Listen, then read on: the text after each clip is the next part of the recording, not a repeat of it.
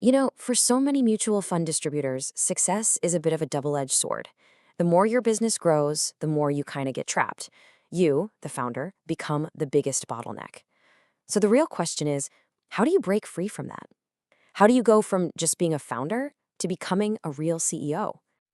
So here's what we're going to cover. First, we'll talk about something I call the founder's trap. Then we'll get into the mindset barriers that are probably holding you back. After that, we'll look at the 5 stages of growth, figure out who you should hire first, and finally, how to build a system that can actually scale without you. All right, let's jump right into the most critical part, the founder's trap. This is where most MFDs get stuck, and it all boils down to one simple, honest question. Are you really running your business, or is it running you? I want you to ask yourself a really honest question. You have all these amazing ideas for marketing, for growth, right? But what's the point if you don't have the time or the energy to actually do them? A business can't grow if the founder is busy putting out fires all day. Do you really have the freedom to grow? Think about it like this. On one side, you have CapEx work. This is the stuff that actually grows the business. Marketing, getting referrals, meeting new clients. That's the rocket ship. And on the other side, OpEx work. This is the stuff that just runs the business. Servicing, paperwork, admin. That's the hamster wheel. The trap is getting stuck on that wheel because it always feels easier and faster to just do it yourself.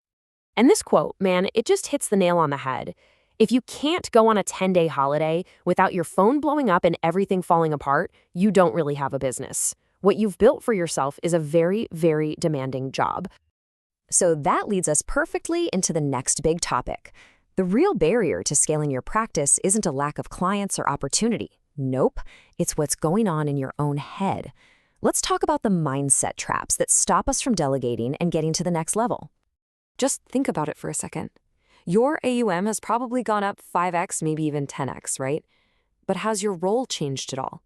If you're still the one handling the same basic paperwork you were doing at 10 crores, it means your personal capacity is the real limit to your growth, not the market. After talking to literally thousands of MFDs, you start to see a pattern. And this table, it shows you exactly what I mean. At every single AUM level, there's a convenient excuse. At 10 crores, it's, I can't afford a team. By the time you hit 100 crores, the story changes to, good people are impossible to find.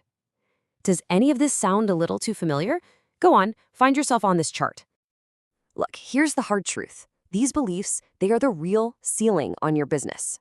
If you want to break through, you have to change your thinking. You have to build a system that runs the business so that you are free to grow the business. Okay, so we've tackled the mindset. Now let's get super practical. We're going to use a clear framework so you can pinpoint exactly where your business is right now and what you need to do next. Basically, every MFD practice follows this path through these 5 stages. You start as a starter, then become a builder, a stabilizer, a scaler, and finally an enterprise. Each stage has its own unique challenges, and each one demands a different version of you. And what's really crucial to understand is how your role has to change at each stage. You start out as the chief everything officer, right? But to get to the scaler or enterprise level, your job has to completely shift away from doing to focusing on growth, strategy, and leading a team. You have to start acting like a CEO. But here's the crazy part. A whopping 90% of MFDs, they get completely stuck right here, somewhere between the builder and stabilizer stages.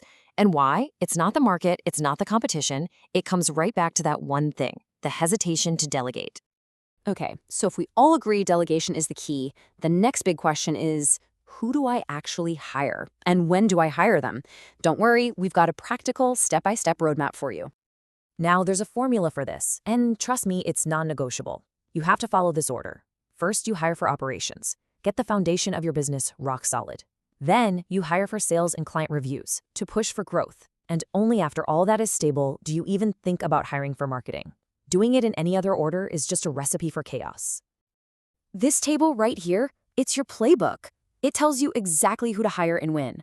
When you're in that 10 to 50 crore band, just one ops assistant can free up almost a third of your time. Then, when you become a scaler, you bring on a relationship manager to handle clients and unlock growth. And at the enterprise level, that's when you get a marketing lead, and you finally get to think like a proper CEO. In this quote, it just perfectly sums up what your job should be. A founder really has only 2 jobs. 1, grow the business. And 2, grow the people who will help you grow the business. Literally everything else, that's delegation. All right, we've covered your mindset and we've covered the people, but there's one last piece of this puzzle, and it's probably the most important one, the system. This is what turns your practice from a job into a real asset, a business that works even when you're not there.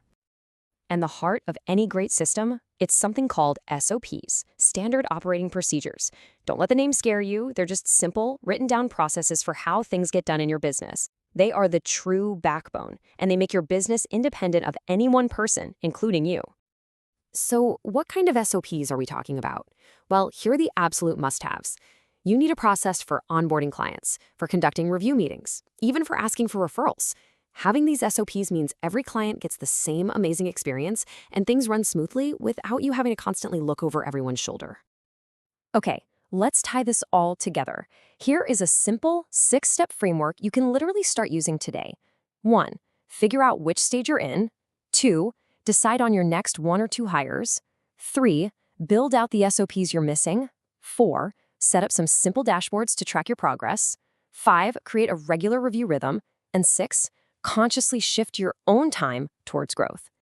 And this table, this is my favorite. It shows you the end goal. Just look at how your time should shift. As a starter, you're spending 60% of your time on operations. But as an enterprise founder, that number should be 0. Your time dramatically moves towards strategy and leadership. This is what the journey from founder to CEO really looks like. So I want to leave you with a different way to think about scaling. It's not a race to see who can add the most clients. Real scaling, true scaling, is about adding capacity. It's about building the systems and the team so your business can handle growth without breaking. So here's the final thought I want to leave you with.